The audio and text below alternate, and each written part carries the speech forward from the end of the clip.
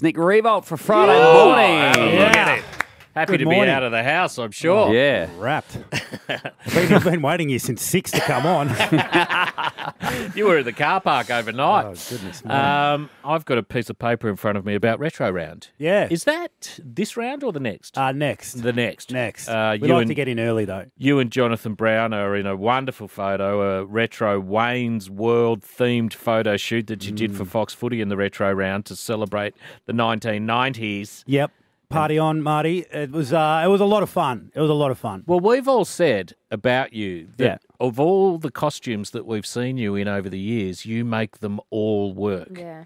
You are wonderful in costume. It's a gift. My wife thinks the same. Does she? When you come in the policeman's uniform. You're under arrest, sweetheart. Again. A little bit of that going on. Yeah, it's double jeopardy. You can't arrest me for the same thing twice, you keep saying. No, that's when you got your judge's outfit on. Oh, that's right. That's right. This looks like fun. So from Monday, Fox Footy are going to relive the era that had everything: massive hangers, blokes kicking 100 goals a year, and mullets. Yeah. So on the costume thing, so I was a little bit frustrated because everyone else got to channel something a little bit cool or a little bit sexy. So the girls, Sarah was Carrie Bradshaw from Sex and the City, Nice. and Kath was Jennifer Aniston from Friends. Dermot got to be Bon Jovi. That's fun. And when he said, "Oh, yep, okay, so I need some leather pants, leather vest. Yep, I got it all at home. I'll just I'll just bring it Bring all my in." own kid in. So he just came in, as he would usually dress on a pretty typical day. But yeah, Garth from Wayne's World just had to sort of It looks good. It's go come up all really in. well. The buck teeth, Yeah. they're my own. You bought your own teeth in. Yeah, but the 90s is when and I'm sure it's probably the same for a lot of us, the 90s is when I fell in love with footy. Me too. Yeah, and so, my favourite player was Jason Dunstall. I was a Hawks fan, so it was a fun time to be a footy fan. You still got a soft spot for the Hawks? No, not really. I mean, once you Once played you a played club for- 300. yeah, well, for that sec- probably qualifies. After you left last week when we were talking about Jack bringing up his 300th, I put you and Jack side by side. Right. And I'm amazed at how similar your careers are. Pretty in similar, terms of yep. games, in terms Yep. of goals kicked, in terms of all Australians and Yeah. best and fairest. Yeah. And We've got 3 premierships between us, which is good as well. yeah, between you do. Really stunningly close. Yeah, I think there's yeah. only about 18 goals between you. At the moment, You've yeah. played 36 more than him. Yep. And I don't. He might get there too. Oh, If yeah. 12 goals he's now. contracted for next year. Oh no, he'll get me on the goals, and so he should. He was I a don't full think forward. I will was he a get you on the centre game? forward. I don't know if he'll know. get you on the Don't know. game. Depends He's a if I- hamstring away from not getting you on the That's games. it. Yeah. So next year, so he's contracted for next year. That might be the last one. How old is he? 33, 32? That's a good question. 32, I think. Yeah. I mean, in the role that he's playing, Well, he's in Maybe pretty he's got good a nick. couple of years Yeah, left that's in him. right. Yeah, and it'll probably depend on where that team's at, to be honest. If He'll they're be still- 33 in October. 33 in October. you You go. suggesting they might be about to start a rebuild? No, at Tiger I Lounge? think they'll bounce next year. Do you? Yeah, pretty quickly. I think they've had a bit of a flat spot. They might still get there to the finals this year, Richmond. Ironic that they finally got their game back after a month of poor form and Dustin goes out, which is a big shame for them. I mean, he's basically impossible to cover, but they've always said they're a system team, Richmond. So that's why looking forward to this weekend. Have you ever had a kidney injury? Because it looked No, incredibly painful. my dad lost a kidney playing footy. Did he really? Yeah. Tom yeah. Lonergan style? Tom Lonergan style. What, bloke? Knee in the back? Knee in the back, yeah. So he's got the dirty big scar up Yeah, his up in the old sort of the days. lower back there where he had the kidney taken out. Yeah. Jeez. So I think that wound him up though. So that's why Tom Lonergan to keep going and to keep playing, knowing that if you suffer the same fate again, Well, that's it. it's curtains. I mean, you're on the transplant Oh my list. gosh, yeah, unbelievable. I mean, it's just crazy yeah, risk. brave involved. guy, Yeah, brave very. guy. Oh, Nick, there looks like there's a couple of good games of footy on this There weekend.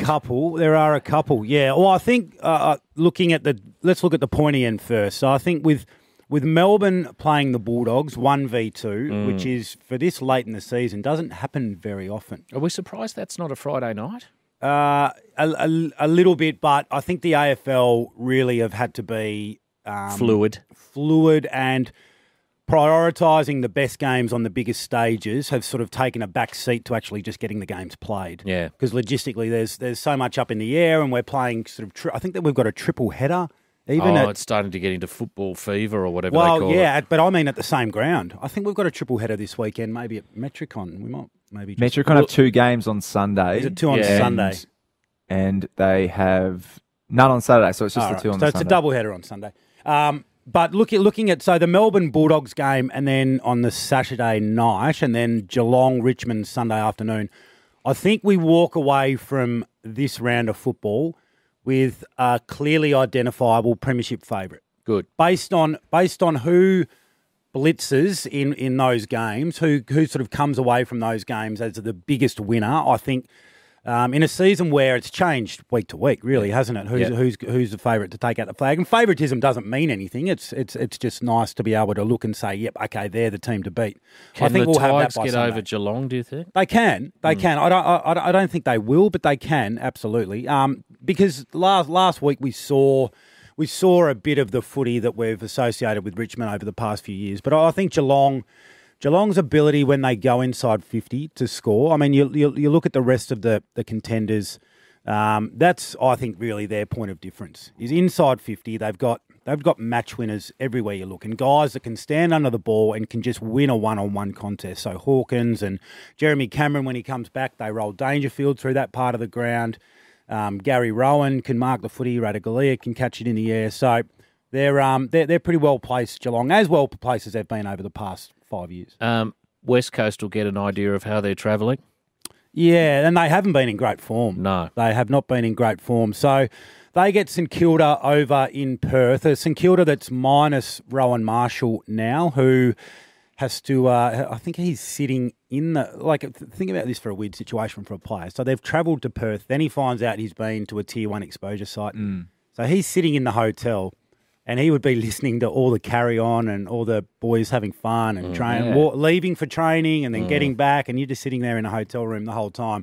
Look, I think West Coast get the Saints in a situation where they'd be licking their chops a little bit because Nick Nutnui, we know, in the ruck is so strong, and the Saints are without Marshall. The Saints haven't really won this year unless Marshall and Ryder have been out there together. So the loser of that one, I don't think will play finals. So there's a bit on the line in that one too. Well, you've forgotten about Carlton and the mighty North Melbourne. Well, there's a bit on this though. Yeah, of course. There always is. So I think for David Teague and for Carlton, they've gotten to a point now because they've got this big internal review that's happening, which I'm not sure how easy it would be to conduct a review when some of the people on the panel are in Perth and. How do you do it properly via Zoom and the restrictions? Sort of had a couple of staggered departures along the way as well, it's tricky. But I feel like they've gotten to a point now where David Teague, they've won 3 out of the last 4, and I think he's safe, and I think there's an understanding of, okay, this is where we're at.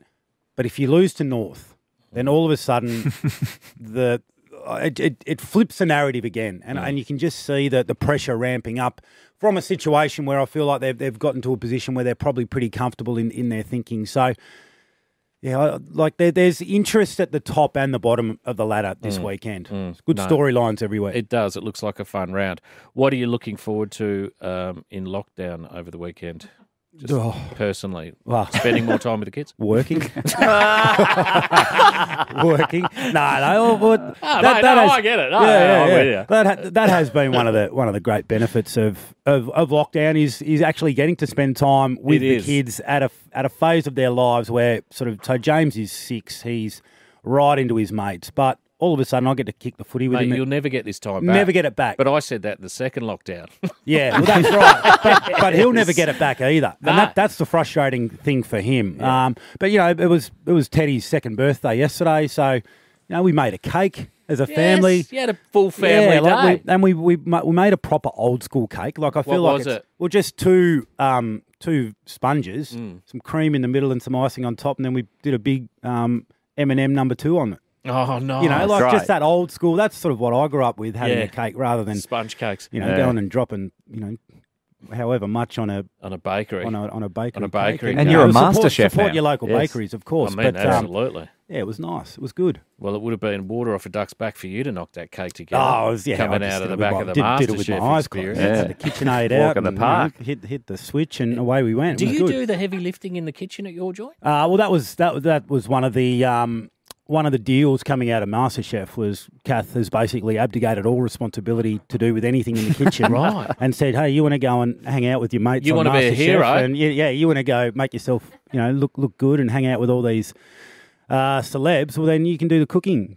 How did Chrissy forever. Swan go? Because I saw her over the weekend. I mean, don't give me any details that you're not supposed to. She is a superstar. Bit of fun around the joint. Oh my gosh, she was early on too, because we all walked in, and I mean we're not chefs, so the level of expectation compared to our capabilities, it was way out of whack. Yeah. And everyone was freaking out and losing their minds, and what if this and Chrissy a few times just to say, would you all just shut up? Like seriously, we're not chefs. Let's just go in and have fun. So she was almost the Grounding it all. Yeah, she was the mother hen grounding everyone, just saying, hey, let's just go in and have a lot of fun with this, which lasted about 5 minutes. And then she was competitive And then wanted to win. she was, dropping eggs, and it was, but it was great. It was a lot of fun, and she was awesome. It was a good crew. Yeah, well done, mate. Yeah, it was a good crew. Have a great weekend. Good I will. calling. Yeah, and appreciate we'll it. see you next week. See you next week, gang. The